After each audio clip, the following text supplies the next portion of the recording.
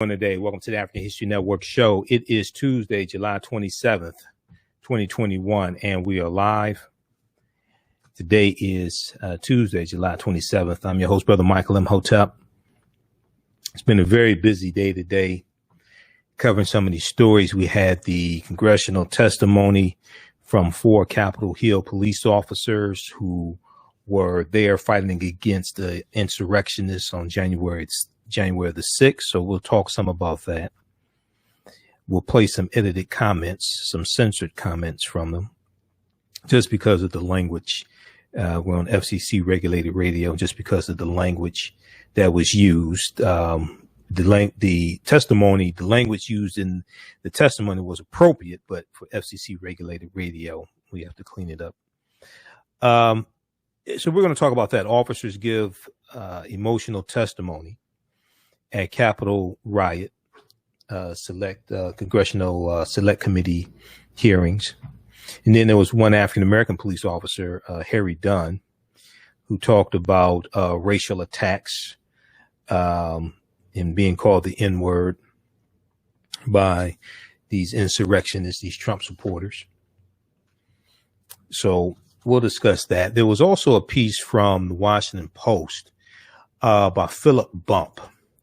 And I'm going to pull this up here because I monitor about 35 different news sources on a daily basis. This was from the 5-Minute Fix. I get emails from the Washington Post and the New York Times from different news sources all day long. But this is the 5-Minute Fix from Philip Bump, who is a white male. But this deals with the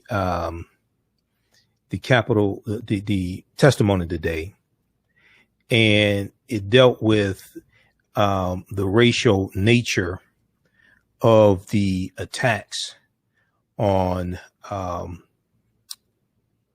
non-white police officers at the insurrection. Okay, this was let me see if we can look. Race was unavoidable. Race was an unavoidable subtext of the January 6th riot. Race was an unavoidable subtext of the January 6th riot. Okay. And this is something that his piece for the Washington Post talks about. So we'll discuss that. And then earlier today, Simone Biles stunned everybody by dropping out of the team competition at the Olympics for gymnastics, team competition. And we're going to talk about this and share an interview that Hoda from Today Show on NBC did. So she dropped out. She dropped out. She said she wanted to protect body and mind. She wanted to protect body and mind. She talked about the pressures of being the best. Now, it's not clear if she will compete in Thursday's individual competition. Everybody's hoping that she does. It's not clear if she will compete in Thursday's individual competition. But she dropped out of the team competition. So we know the Olympic women's gymnastics team took the silver medal today after she dropped out. Simone Biles said, "Physically, I feel good. I'm in shape." She told Hoda of NBC's Today Show. She said, "Emotionally, it varies on the time and moment. Coming to the Olympics and being head star isn't an easy feat. Coming to the Olympics and being a head star is not an Olympic feat." But she also applauded her teammates on the way they stepped up. She said the girls did well. They stepped up when they needed to. So we're going to share that interview that Hoda did with the women's gymnastics team, especially Simone Biles. Then there's a piece from thegrio.com. So there have been a number of articles written about Simone Biles. I mean, today, written about today, and her dropping out and dealing with trying to preserving her mental health. And this also echoes. This also echoes Naomi as well, who dropped out, who said she didn't want to do interviews with the media to preserve her mental health as well. So there was a piece from thegrio.com. Simone Biles on Olympic withdrawal, didn't want to risk team medal for my screw ups. And in the, I think it was in this piece here, they cite, they talk about Naomi Osaka as well, who cited mental health, preserving her mental health when it came to doing interviews with the media. So, a lot of people who are not in front of the camera don't understand the pressure of being under the scrutiny of not just the media, but people on social media who don't have 1/100th your talent, but then want to criticize your every move. In the official press release, Simone Biles spoke to reporters about her mental health, being inspired by Naomi Osaka and more, explaining how she chose to protect her body and mind. The Olympian explained. So we'll talk about this as well. It's a good article from thegrio.com. All right. And then I'll share another excerpt of an interview with Bob Moses, civil rights leader. And Bob Moses organized the Freedom Summer in 1964. Freedom Summer in 1964. He was an early member of SNCC, also Student Nonviolent Coordinating Committee.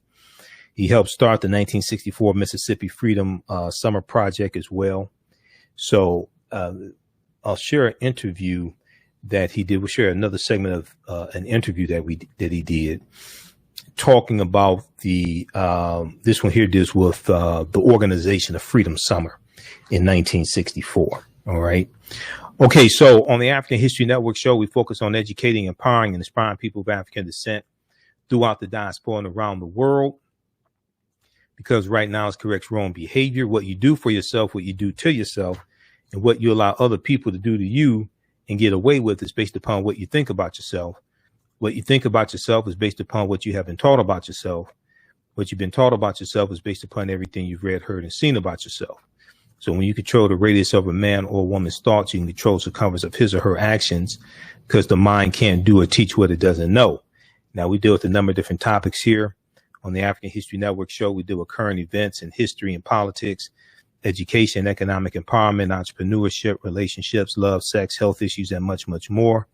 Sign up for our email newsletter. Text the word Kemet, Kemet, to 22828 to sign up for our email newsletter. Text the word Kemet, Kemet, to 22828 to sign up for our email newsletter. Also visit our website, AfricanHistoryNetwork.com, AfricanHistoryNetwork.com. All right. Calling number is 313-778-7600. If you have a quick question or comment, 313-778-7600. If you have a quick question or comment. And also give you an update on our new 10-week online course that I teach on Saturdays, 3 p.m. to 5 p.m. Eastern Standard Time, from the Civil War to the Civil Rights Movement and Black Power, 1865 to 1968. From the Civil War to the Civil Rights Movement and Black Power, 1865 to 1968. We'll talk about that class as well. Okay, so I want to go to this article here we'll look at this first one from NBCnews.com. And then I'll go to clip one when we come back from the break, Shakita. All right. So Simone Biles withdraws from team final. U.S. women win silver in gymnastics. Okay.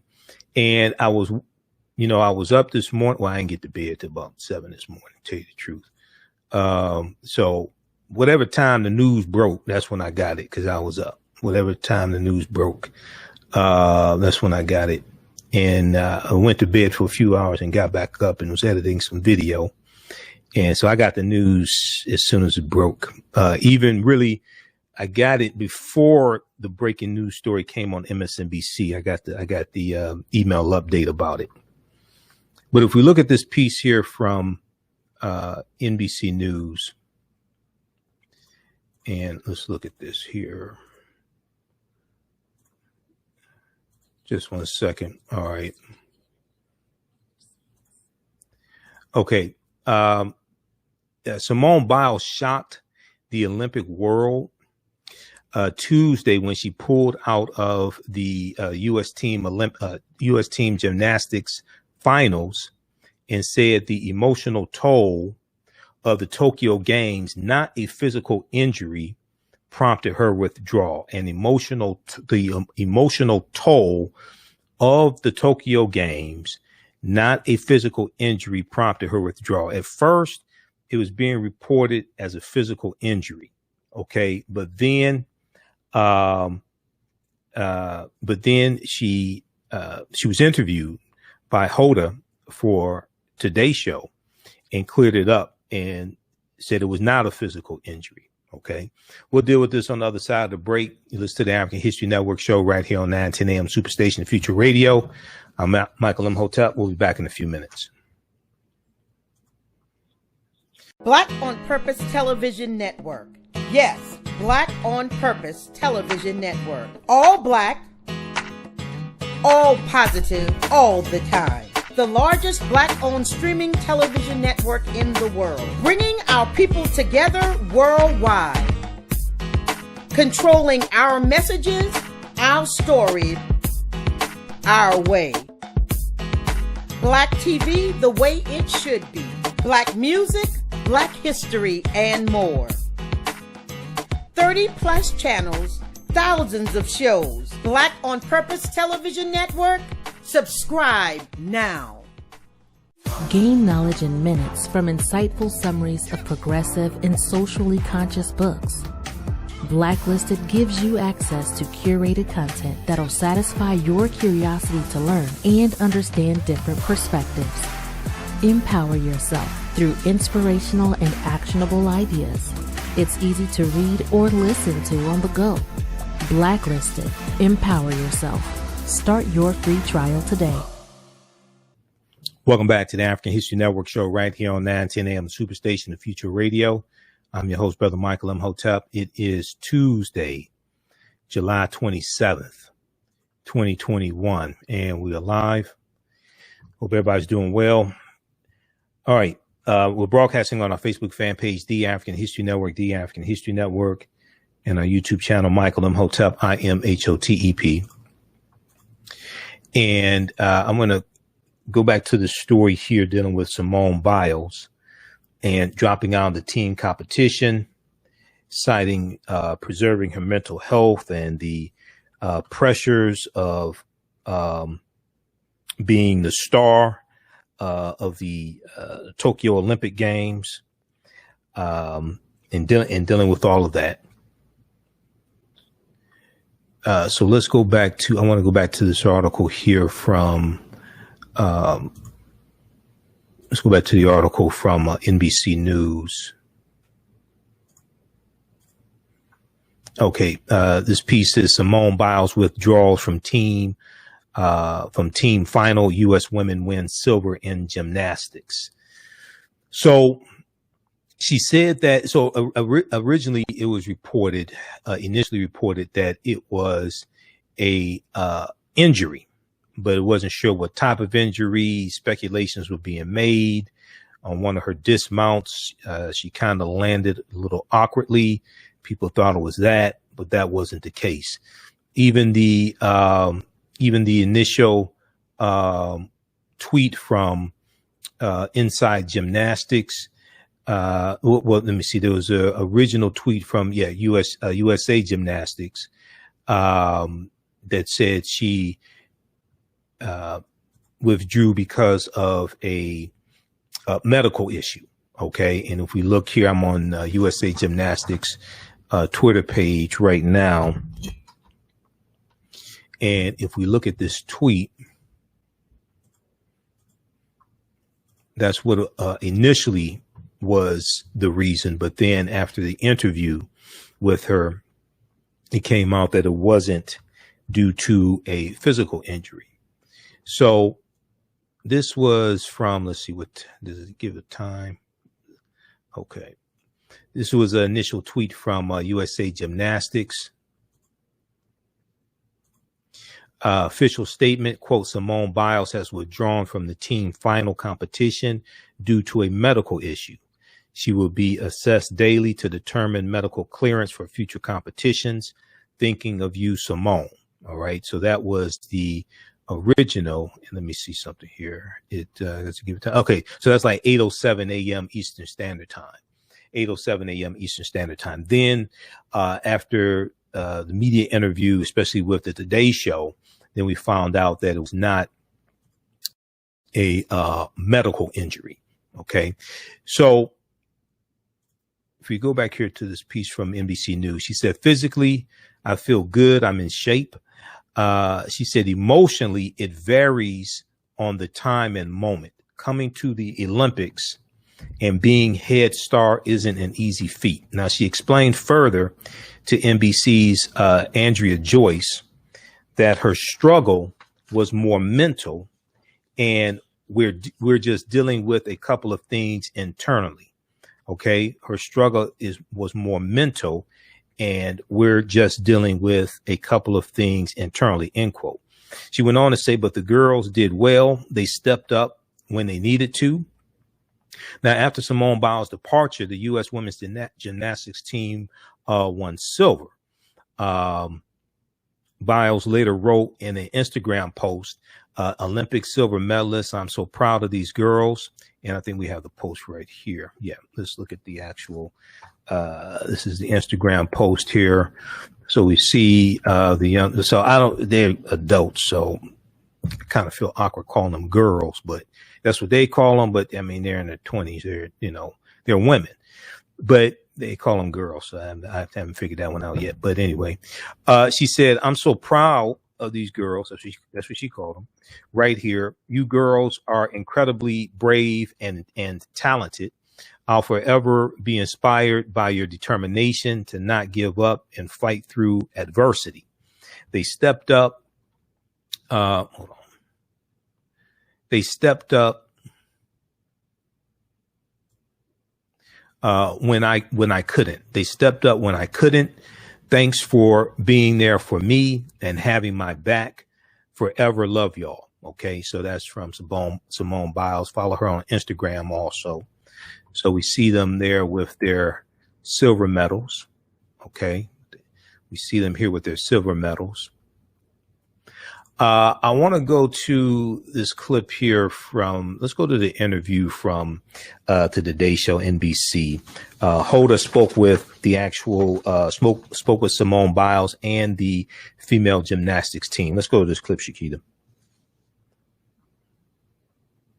I am live here at the Gymnastics Center, and boy, Savannah and Craig, what a shocking morning it was. I mean, I don't know anybody who could have seen this thing coming. The women's team final turned on its head after Simone Biles withdrew. Yeah, it was a stunner. No one saw it coming. This is not how we thought this night would go. Of course, we'll see how it all unfolded on primetime tonight on NBC. Simone Biles withdrawing from the competition in a stunner.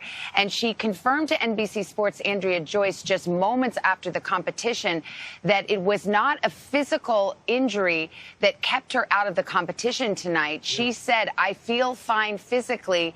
It's more mental. It has to do with something internal. And then just moments ago, Hoda, you sat down with Simone and the team. Yeah, it was really something. I mean, I have to say, Savannah, it was so weird because everybody is in such great spirits, which really speaks to the essence of this team. And just to recap, in case people are getting up and going like, what happened? Simone Biles started off on her first event. It was the vault. Everyone was watching her. She did a flip, and it looked like she landed in a funky way. And I wasn't sure, like, did she hurt her ankle or was she just disappointed with her vault? We couldn't tell. She grabbed her sweats. She went off with a trainer. She came back a few minutes later, spoke to her team, and said she was withdrawing from this competition. I mean, it left her team reeling. Simone said they were crying, in fact, because they were like, what are we going to do now? Well, you know what they did. They stepped up to the plate and they got a silver medal, which was pretty incredible. And Simone turned into like the team coach / cheerleader. It was incredible.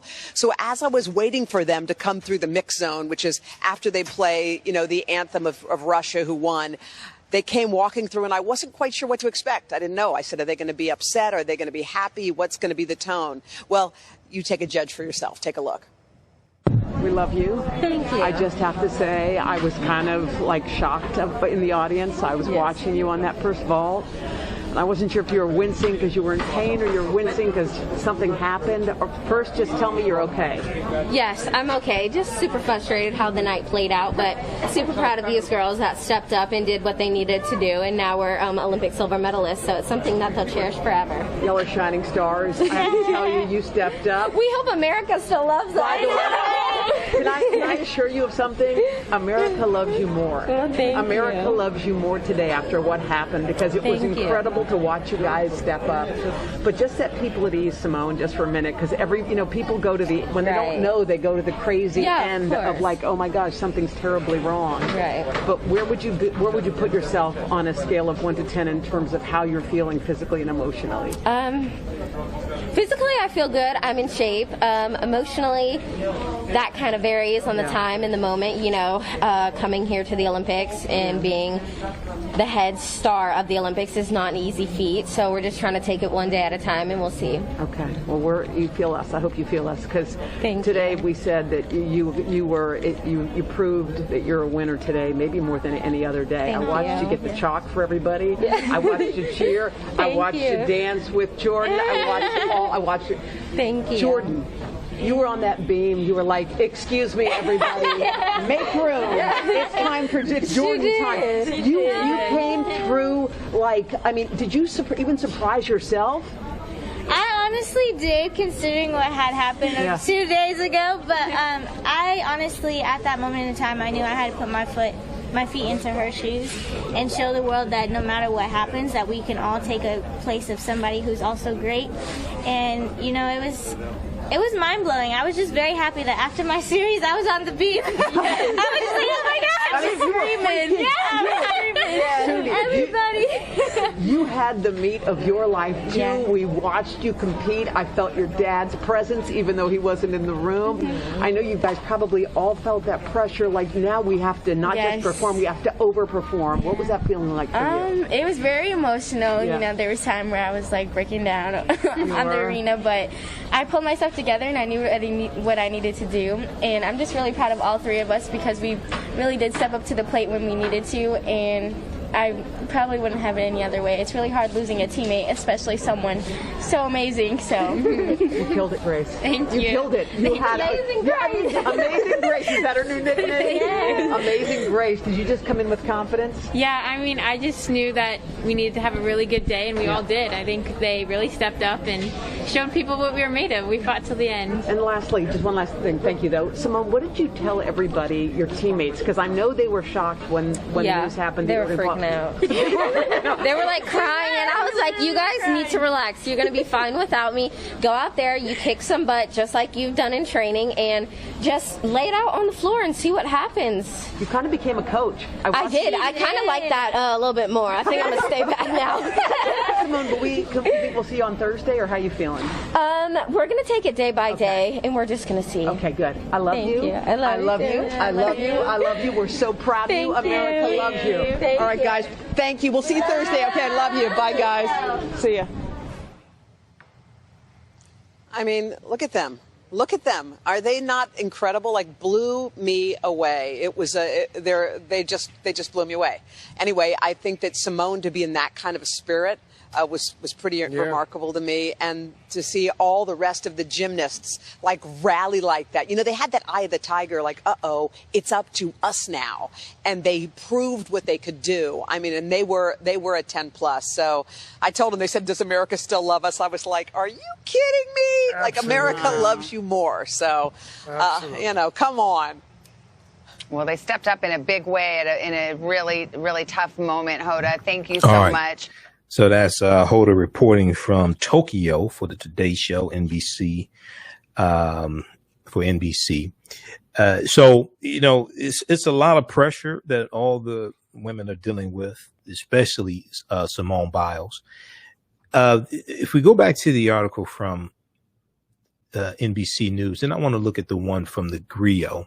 We'll probably talk about this some tomorrow, because this, you know, really ties into mental health and mental health issues, preserving mental health. And Naomi Osaka, who actually was also eliminated today, I think it was the day she was eliminated. You know, I think all this is connected. So we know the Russian Olympic team, women's Russian Olympic team for gymnastics won the gold, U.S. won silver, and the British won bronze. Now, if we go back and look here at the article, so the U.S. was hoping to clinch its third straight championship with a strong team, with Simone Biles leading. Now, a statement from the U.S. Gymnastics originally said Simone Biles withdrew due to a medical issue, and said she will be assessed daily to determine medical clearance for future competitions, because she's supposed to compete in the individual competition on Thursday. But Simone Biles' coach later told NBC that physically she is fine, but she is done for tonight. Okay, she's done for tonight. Now, though shaky on some by her standards, Simone Biles had qualified for all finals and was expected to go on to compete in individual all-around floor exercise, beam, uneven bars, and vault. Hoda asked Simone Biles if viewers can expect to see her in Thursday's individual all-around competition, where she is the defending champion. She said, "We're going to take it day by day. We're just going to see," she said. So let me see here. There was all right, let me look at let me flip over to the piece from the Griot.com, because with the Griot, they talk about more mental health when it comes to African Americans and African American women. This piece here from the Griot: Simone Biles on Olympics withdrawal. Quote, "Didn't want to risk team medal for my screw ups. Didn't want to risk team medal for my screw ups."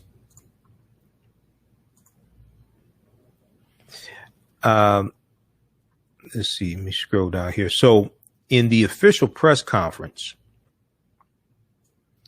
Biles spoke to reporters about her mental health, being inspired by Naomi Osaka and more, explaining how she chose to protect her, quote, body and mind. Let me blow this up. How she chose to protect her body and mind.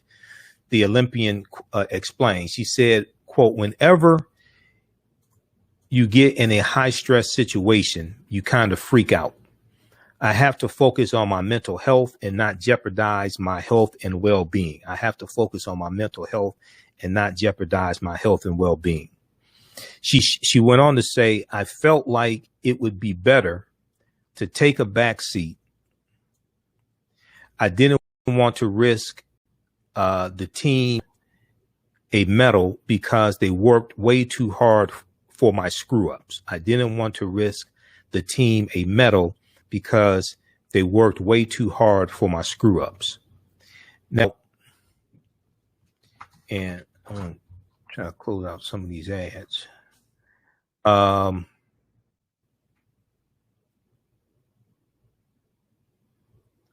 There was a article that I posted a couple of days ago from the Undefeated. I'm going to go there in just a second because it deals with when black women are not good enough. When you're the best, but you're not good enough. Putting mental health first in sports seems to be a common theme this year, as tennis star Naomi Osaka pulled herself out of the French Open to protect her peace as well.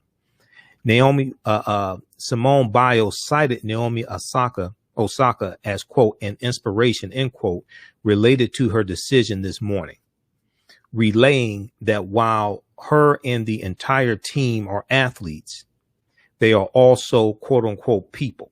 They are also, quote unquote, people.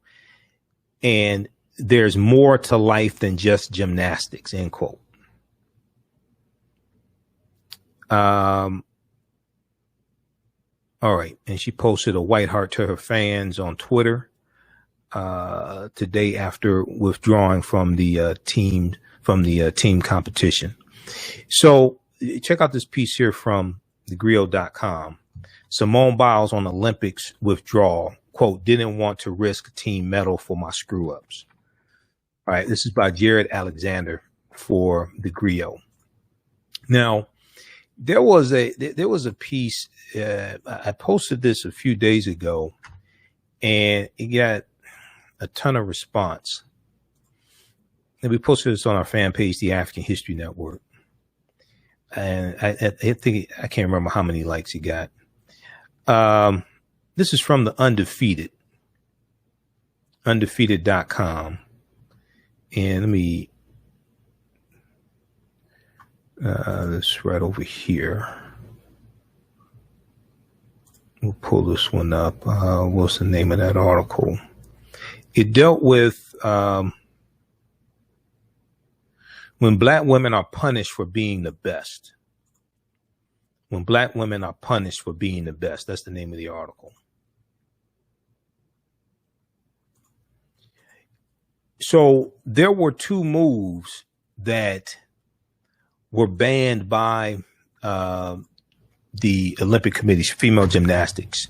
And Simone Biles is the only person that can do these two moves. And this is something that this piece talks about. This is by Denny Michelle Norris, Denne. I think it's pronounced Denny. Michelle Norris. When black women are punished for being the best.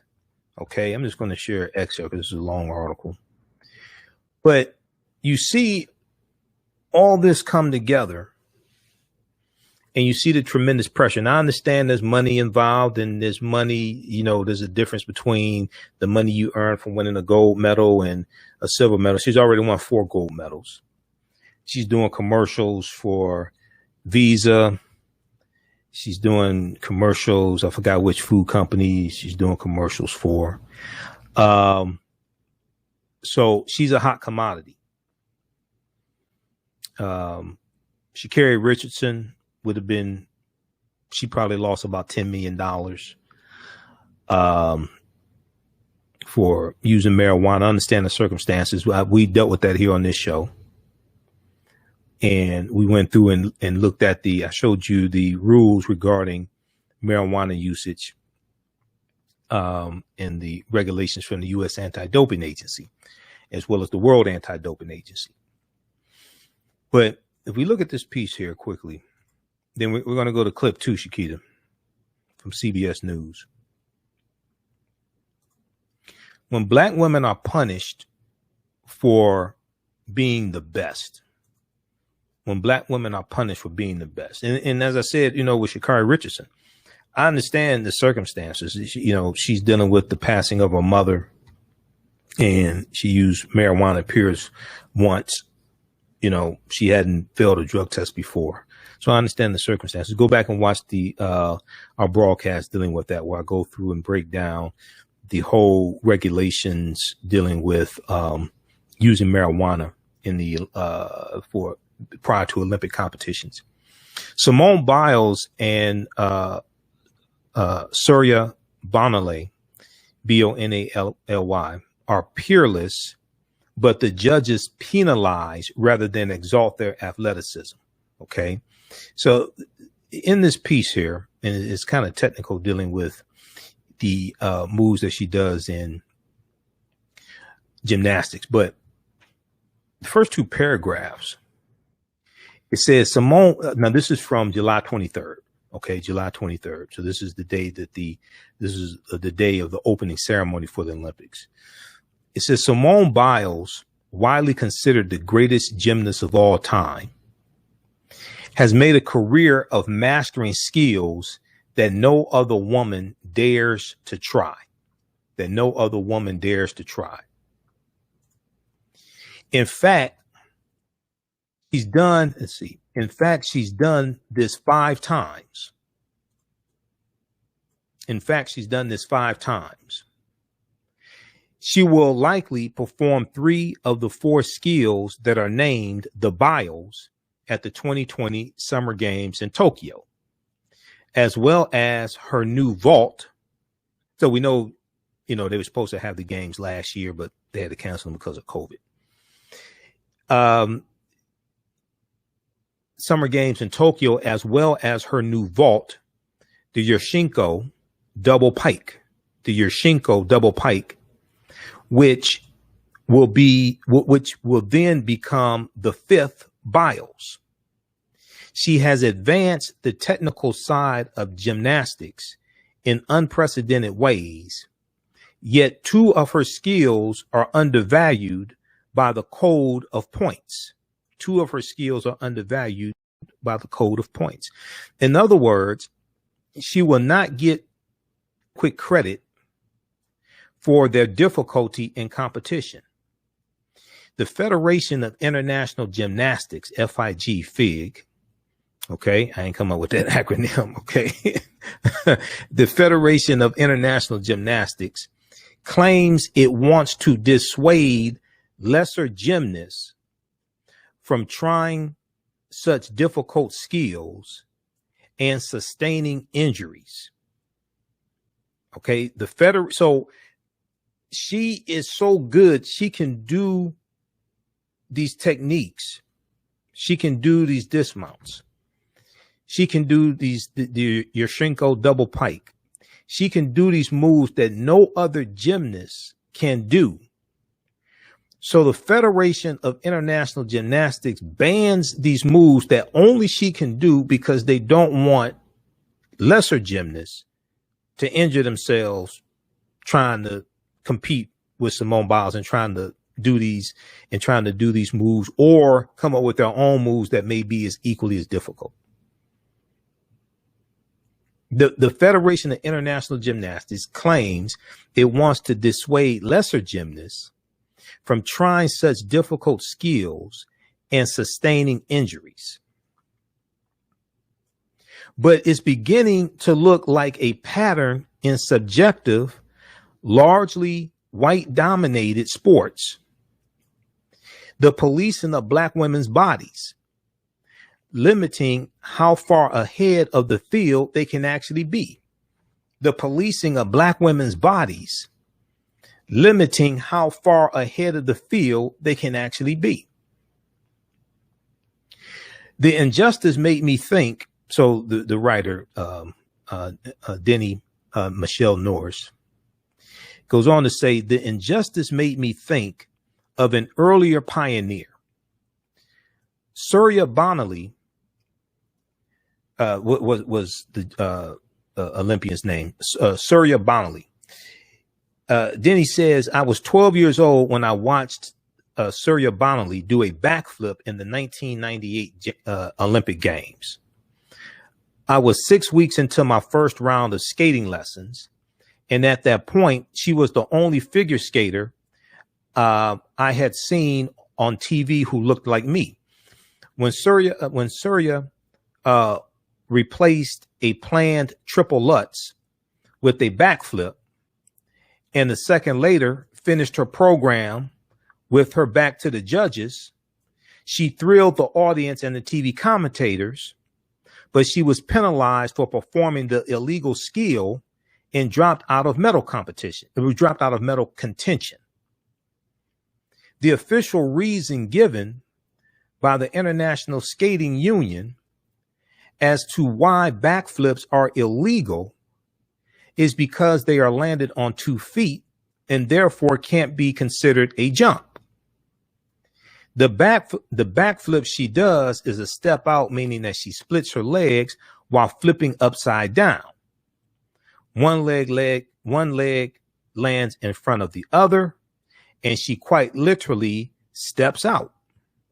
In her post-Olympic career, Surya Bonali would hold her 1-foot landing and pause before jumping into a triple salchow. It takes a perfect landing, the right speed and momentum, and the right placement of body weight to successfully execute a triple jump from the landing of any previous skill, let alone a backflip. And I don't think I've ever seen Bonali miss. Yet, despite her obvious talent, Surya Bonali was consistently underscored by judges. Simone Biles, like Surya, is also a dark-skinned black woman in a sport that is traditionally defined by a Russian balletic or ballet-like skinny white woman. Okay, aesthetic. That's what you're dealing with, right? Her body is built differently than these white girls. Let's just be honest. Okay. So the traditional body in gymnasts for female gymnastics is a thin, straight body line. Okay. A thin white woman's body. It's some of the same. It's criticism that Serena and Venus got in tennis, because their bodies are built, especially Serena, their bodies built differently than a lot of the skinny girls they were competing against. But Simone and Surya, both women, are powerfully built and naturally muscular, yet neither possess the long, lean elegance of former champions such as Nancy Kerrigan and Nastia Liukin. Neither moves like a ballerina, though toward the end of her career, Surya tried to incorporate a more classic aesthetic into her skating, choosing music by composers such as Antonio Vivaldi and Camille Saint-Saëns. Simone Biles, on the other hand, doesn't seem too concerned about appealing to a more classical sensibility. Okay. So read the rest of this article. It's an extensive article here from the Undefeated. When you go through and you look at these different pieces here, and there's some more we'll probably look at tomorrow, but you go through and look at these different pieces, and then you look at the mental health component of it and the pressure that they're dealing with. And we can see the same thing with Naomi. I mean, let's be honest. When Naomi beat Serena Williams, it was like a lot of African Americans didn't want to acknowledge that Naomi's black. They said, "Oh, she's Japanese." Well, she's half black also. Okay. So check this piece out here from the Undefeated. Let's go to this piece here from. I'm gonna go quickly to this clip from CBS News. This deals with the congressional hearing today, dealing with the January 6th insurrection with the Trump supporters. Let's go to this clip, Shakita. testimony in day one of the investigation into the deadly assault on the U.S. Capitol. A House panel heard from 4 officers who defended the building from a violent mob of pro-Trump supporters. Well, we learned today that some officers were attacked with racial slurs. We want to warn you that the video is graphic and disturbing. Here is CBS's Chris Van Cleve. In dramatic and gut-wrenching testimony, 4 police officers described what felt like medieval battle, fighting inch by inch to repel an angry mob of Trump supporters intent on breaching the Capitol on January 6th. I heard chanting from some in the crowd, "Get his gun," and kill him with his own gun. I could feel myself losing oxygen and recall thinking to myself, this is how I'm going to die. At worst, he dragged out into the crowd and lynched. As video of what officers experienced rolled, Capitol Police Sergeant Aquilino Gunell wiped tears from his eyes. DC officer Michael Fanone comforted the Iraq War veteran. You hear former President Trump say, quote, "It was a loving crowd. There was a lot of love in the crowd." How does that make you feel? It's upsetting. It's a pathetic excuse for his behavior. I'm still... All right, I guess we're out of time. All right, we're going to continue. Those watching on our Facebook fan page, The African History Network, The African History Network, and our YouTube channel, Michael Imhotep, IMHOTEP. Keep watching here on Facebook and YouTube. We're going to keep going to finish up the rest of that clip. Be sure to visit our website, AfricanHistoryNetwork.com, AfricanHistoryNetwork.com. You can register for my new 10-week online course from the Civil War to the Civil Rights Movement and Black Power, 1865 to 1968. This class meets on Saturdays, 3 p.m. to 5 p.m. Eastern Standard Time. It's a 10-week online course. Click on register here. It takes you to the next page, and then just click on enroll. You can register for the online course. We do the class live. All the sessions are recorded. You can go back and watch it over and over again. As soon as you register, you can watch class number 1. Remember, right now is correct wrong behavior. It's not over till we win. Wakanda forever. We'll talk to you tomorrow. Peace. All right, stand by. Stand by. How's everybody doing? Okay. If you want to support the African History Network, you can do so through Cash App, $ the AHN Show through Cash App, $ the AHN Show through Cash App. Also through PayPal, paypal.me/the AHN Show, paypal.me/the AHN Show, or at our website, AfricanHistoryNetwork.com. If you do it through YouTube, we appreciate that, but YouTube takes 33% of the donation, and also they only pay out once a month. So here's our official Cash App account, $ the AHN Show, SHOW, through Cash App. And these other ones here are fake African History Network Cash App accounts. Ours is $ the AHN Show, SHOW, and it shows my name there, Michael, and it shows my picture also. All right. I'll post a link here so you can register for our 10-week online course. Also, and when you register for it, you get the first 3 classes of the other online course I teach, Ancient Kemet, the Moors, and the Ma'afa, Understanding the Transatlantic Slave Trade, what they didn't teach you in school. Okay. Ancient Kemet, the Moors, and the Ma'afa, Understanding the Transatlantic Slave Trade, what they didn't teach you in school. That's the first online course. And that one deals with thousands of years of history. And this new one picks up where the first one leaves off. There's a good article from NBC News. Black police officer gives emotional account of racial attacks from January 6th mob. Those words are weapons, Capitol Police Officer Harry Dunn said of the racial slurs hurled at him by pro-Trump rioters. I don't think Donald Trump has chastised his supporters for using racial epithets like that. I don't think he has. Find that interesting. He said there was a lot of love there. Maybe there's a lot of love for white supremacy there. I think maybe that's what he meant. He said there was a lot of love. There's a lot of love for white supremacy. So let me pull up this piece here from CBS News. That's the clip I was sharing with you before. We ran out of time on 9:10 a.m. Let's see, where is that?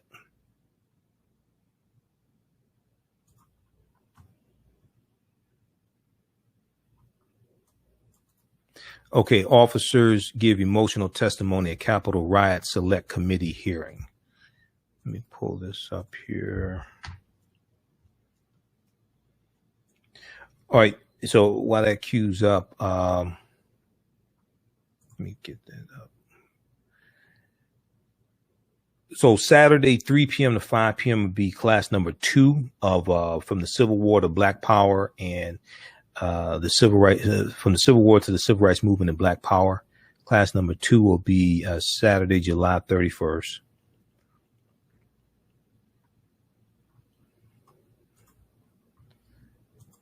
All right, I'm trying to. Okay, where's this clip? All right, while that queues up.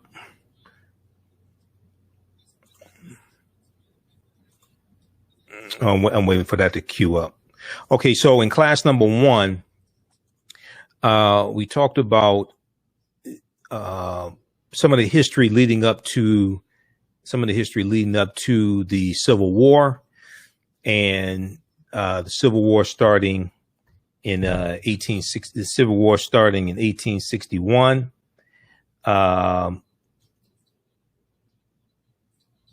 Okay. Civil War started in 1861, and some of the events leading up to the Civil War.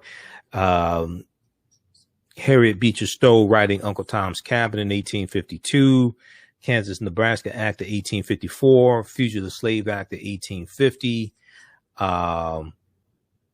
You have the 1854, you have the Republican Party being formed in 1854. You have Abraham Lincoln becoming president-elect of the Republican Party, November 1860. You have South Carolina seceding from the Union, December 20th, 1860, becoming the first state to secede from the Union. You have 6 other states that are going to secede from the Union going into 1861 before the Civil War starts, and you're going to have 4 others that follow. And you're going to have the Civil War that starts April 12, 1861 with the attack on Fort Sumter in South Carolina. All right, let's go to this clip here.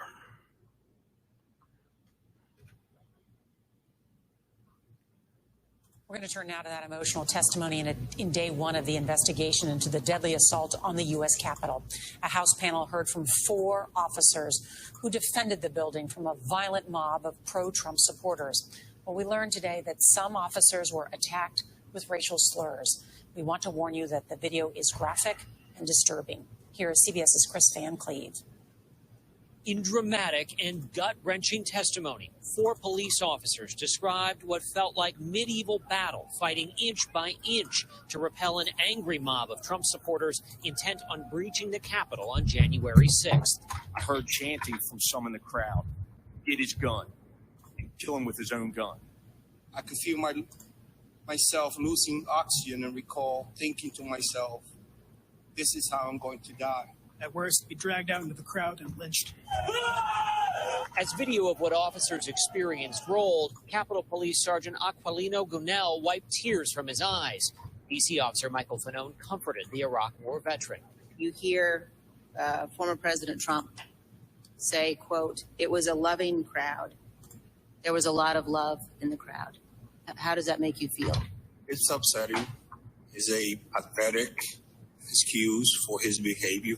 I'm still recovering from those hugs and kisses. It was his supporter that he sent them over to the Capitol that day. Capitol Police Officer Harry Dunn remains haunted by the racial slurs hurled at him like fists by rioters. One woman in a pink MAGA shirt yelled, "Hear that, guys? This nigga voted for Joe Biden." In the crowd, perhaps around 20 people, joined in screaming, "Ooh, nigga." But the crowd hurled more than words. 165 of the 540 arrested so far are charged with assaulting, resisting, or impeding police. The officers expressed frustration over GOP lawmakers downplaying the attack. The indifference shown to my colleagues is disgraceful, but nothing, truly nothing, has prepared me to address those elected members of our government who continue to deny the events of that day. But ahead of the hearing, top House Republicans directed blame without evidence on Speaker Pelosi, not former President Trump. The American people deserve to know the truth, that Nancy Pelosi bears responsibility. Congressman Adam Kinzinger, one of 2 Republicans on the 9-member committee, fought back tears as he thanked the 4 men. We are all Americans today. We thank you for holding that line. Chris joins us now. It's sickening to hear what many of these officers went through. And I know the officers were asked what questions they want the committee to answer by the end of this investigation. What did they say that they want to know? Lenora, they implored the panel to find the truth and to determine if anybody in power had a role in inciting the violence that they found themselves surrounded by. Liz Cheney said she wants the panel to look at every minute that went on at the White House that day, every meeting, every phone call before and during the attack. Nora? Chris Van Cleve, thank you. All right. So that is from CBS News. Check this out. Check this article out from CBS News. Officers give emotional testimony at Capitol Riot Select Committee hearing. Okay. And you have, of the 540 people who have been arrested, 165 people are charged with assaulting, resisting, or impeding police. Officers give emotional testimony at Capitol Riot Select Committee hearing. Okay. This is from CBS News, cbsnews.com. So check out this article. So there are going to be a lot of convictions, especially for the most serious offenders. There are going to be a lot of convictions. You have people who are waiting trial who are in jail right now, and they've been in jail for months also. So anybody that doesn't think that these people are going to be held accountable, that means you really don't, you haven't been paying attention to what's going on. There have been 200,000 tips that have come in to the FBI, digital tips. So they're going through a ton of information, building these cases. You have 540 people who've been arrested, and they're being charged. So it's expected that the trials will go into 2022. It's expected the trials will go into 2022 because the DC courthouse that the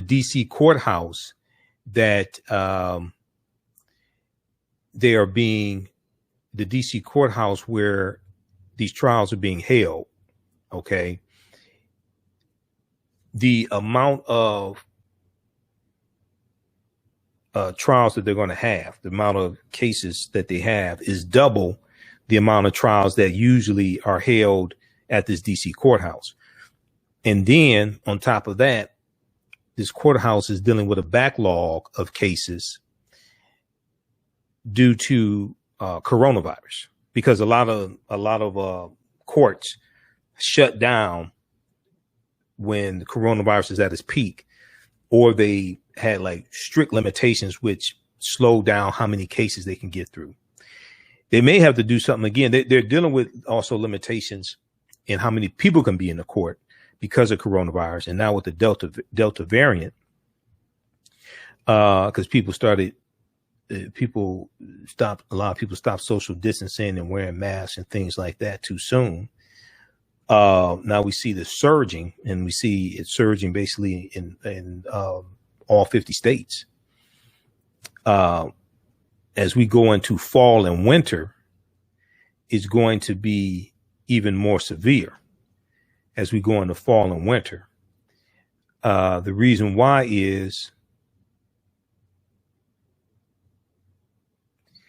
The reason why is because in the fall and winter, viruses tend to spread more because it gets colder outside. People retreat indoors and they are in closer proximity to one another. So this allows viruses to spread much more than summertime when people are outdoors more.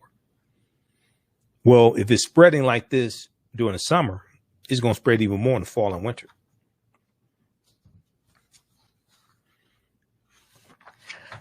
Okay, so we have that story. We'll probably hear more about this as well. Look at the piece from NBCnews.com also.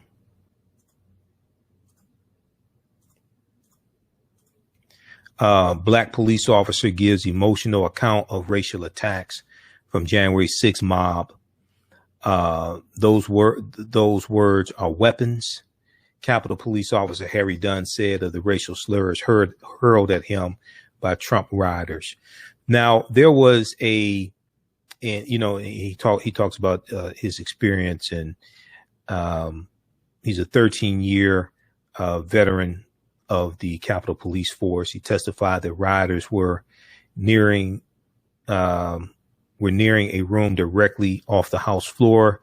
They shouted about having been invited by Trump to stop the steal, prevent congressional affirmation of Joe Biden's victory. He said those rioters said nobody voted for Biden. He said that I'm law enforcement and I do my best to keep politics out of my job. But in this circumstance, I responded, well, I voted for Joe Biden. Does my vote not count? Am I nobody? He asked. He's African American. That prompted a torrent of racial epithets. One foul-mouthed woman wearing a pink MAGA shirt. Of course she would. Wearing a pink MAGA shirt. She said this N-word voted for Joe Biden. Then the crowd, perhaps around 20 people, joined in, saying boo, call him an effing N-word.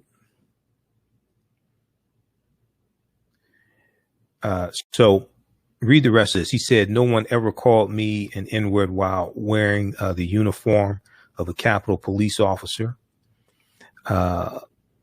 Officer Harry Dunn continued, adding that after the riot, he heard from other African-American officers who faced racial abuse from the mob. Quote, one officer told me he had never in his 40-year life had been called an N-word to his face. And that streak ended on January 6th.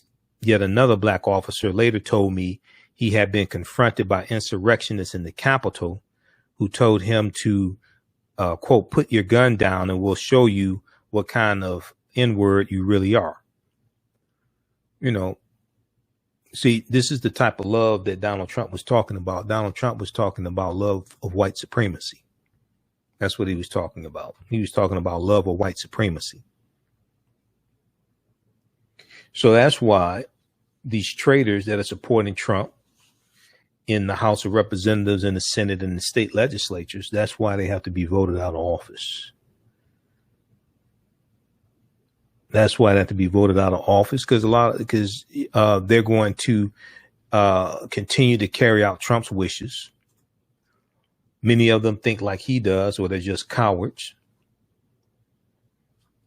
And at the same time, they're blocking bills that we advocate for and are beneficial to African Americans. All right. Once again, if you like this type of information, you can support the African History Network, $, the AHN Show through Cash App, $, the AHN Show through Cash App, and then also through PayPal, paypal.me /the AHN Show, paypal.me /the AHN Show. And, at our website, AfricanHistoryNetwork.com. Follow us on our Facebook fan page, The African History Network, and my YouTube channel, Michael Imhotep, IMHOTEP. And we're here 6 days a week. So that helps us to keep doing the research, stay on the air, keep broadcasting, pay some of the bills. And visit our website, AfricanHistoryNetwork.com. You can register for my new 10-week online course. We teach this one on Saturdays, 3 p.m. to 5 p.m. Eastern Standard Time. From the Civil War to the Civil War to civil rights and Black Power, from the Civil War to the Civil Rights Movement and Black Power, 1865 to 1968. And then when you click on register here to take you to the next page, click on enroll, and you can watch class number 1. It's archived there. You can join us in class live. We do the classes live. All the sessions are recorded, so you can go back and watch them over and over again. We deal with the last year of the Civil War. And actually, class 1, I dealt with some history leading up to the Civil War starting to give some historical context. And then we dealt with 40 Acres and the Mule, Special Field Order number 15, Lincoln being assassinated. We dealt with June 19th, 1865, 13th Amendment being ratified in December 1865. And then we're going to, for class number 2, we're going to go into the Reconstruction era, 1865 to 1877, which is a period of time when we have African Americans acquiring land despite the obstacles. And we also dealt with the land, most of the land being taken back from 40 Acres and a Mule as well. Okay. And we I went through in depth and we looked at what was stipulated in Special Field Order number 15 that allocated 400,000 acres of coastal land in South Carolina, Georgia, and Florida to about 40,000 African-American families, okay, of former slaves. So class number 2, we're going to look at the Reconstruction era. This is an era when we're electing African-American men into political office. We're going to elect about 2,000 African-Americans into political office. Some of us are going to acquire land, and, you know, one of the top occupations we have were farmers. You're still dealing with, you know, you still have a lot of us in agriculture in this period of time. And then you're going to have some of us who are going to be sharecroppers as well. But we're going to deal with the Reconstruction era and the Freedmen's Bank and the Freedmen's Bureau in the Compromise of 1877, which was an agreement between the Republicans and the Democrats to allow Rutherford B. Hayes to become the president from the 1876 presidential election, because neither Rutherford B. Hayes or Samuel J. Tilden, neither one of them had enough electoral college votes to become president. So this is an agreement to let Rutherford B. Hayes, the Republican, become president. In return, he will remove the Union troops, the remaining Union troops out of the South, which will allow the Democrats to take back over the South, take back the Southern state legislatures, to really impose to the full extent white supremacy on African Americans. And this helps to reduce a lot of the progress we were making. This is the Compromise of 1877 that ends the Reconstruction era. Okay, so we'll post a link here. You can register for that online course. All right, we have to get out of here. Remember, at the African History Network, we focus on educating, empowering, and inspiring people of African descent throughout the diaspora and around the world, because right now it's correct wrong behavior. It's not over till we win. Wakanda forever. And remember, these shows are in audio podcast format also. Wherever you get your audio podcast from, search for the African History Network show. We're on iTunes, iHeartRadio, CastBox, FM Player, TuneIn, and at our website, just click on listen to podcasts, and it takes you to our Blog Talk Radio page, blogtalkradio.com/the African History Network show. And you can listen to podcasts there. We have about 1,000 of our podcasts there. All right. Right now, it's correct wrong behavior. It's not over till we win. Wakanda forever. We'll talk to you next time. Peace. Black on Purpose Television Network. Yes, Black on Purpose Television Network. All black, all positive, all the time. The largest black-owned streaming television network in the world. Bringing our people together worldwide. Controlling our messages, our stories, our way. Black TV the way it should be. Black music, Black history, and more. 30 plus channels, thousands of shows. Black on Purpose Television Network. Subscribe now. Hi, I'm Joel Wilson, President and CEO of JCW Computer Consulting LLC, a technology implementation firm with over 20 years of satisfying customers. We offer a full spectrum of industry top-tier branded services. We are an authorized partner or reseller for Lenovo, Zoom, T-Mobile, Microsoft 365 and Surface tablets, Google Workspace, Acer, Asus, Samsung, PCmatic security software, and many more. Our online store features laptops, Chromebooks, computers, printers, accessories, and software. Businesses, take advantage of our free 1-hour Zoom tech consultation and know we offer top nationwide high-speed internet service providers, voice over IP, and cellular phone services. Home users, don't miss our current in-stock Chromebook inventory. Please visit us at jcwcc.com or call 215-879-6701. For 25 years, the Black History 101 Mobile Museum has carried on the rich legacy of the Black Museum movement in America by showcasing original artifacts of the Black experience at colleges, universities, K-12 schools, corporations, libraries, conferences, and cultural events, making it the most traversed Black History mobile exhibit in American history. Dr. Khalid El-Hakim is the founder of the Black History 101 Mobile Museum, and he is a highly sought-after public speaker on topics of Black history, social studies, education, museum studies, hip-hop, and race relations. Dr. Khalid was named among the change makers for NBC Universal's Erase the Hate campaign and listed as one of the 100 men of distinction for Black enterprise. He recently founded the Michigan Hip Hop Archive on the campus of Western Michigan University. The Black History 101 Mobile Museum is currently scheduling in-person and virtual exhibits nationwide. For more information, please contact Dr. Khalid El-Hakim directly at 313-645-4197, 313-645-4197, or visit their website at blackhistorymobilemuseum.com. That's blackhistorymobilemuseum.com. You can also email him at bhistory101@yahoo.com, bhistory101@yahoo.com.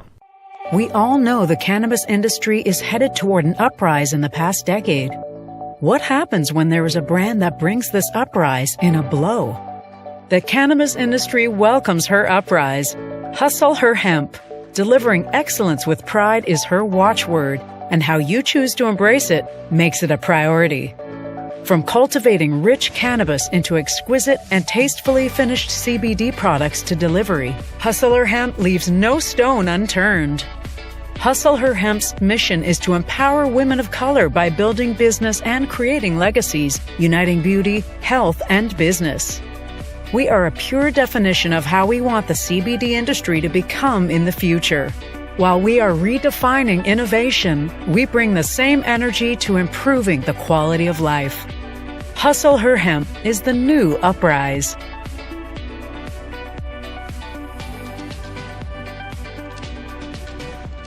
Digital Dandelion's Technical Solutions works with businesses like yours to create an operations manual for your business, which is something many businesses don't have. According to AARP, more than 30% of small business owners are over 50 years old. Many business owners want to retire by selling their businesses or by passing their businesses on to their children. However, according to Forbes Investment Advisors, many retiring owners' attempts to sell their businesses for retirement fail.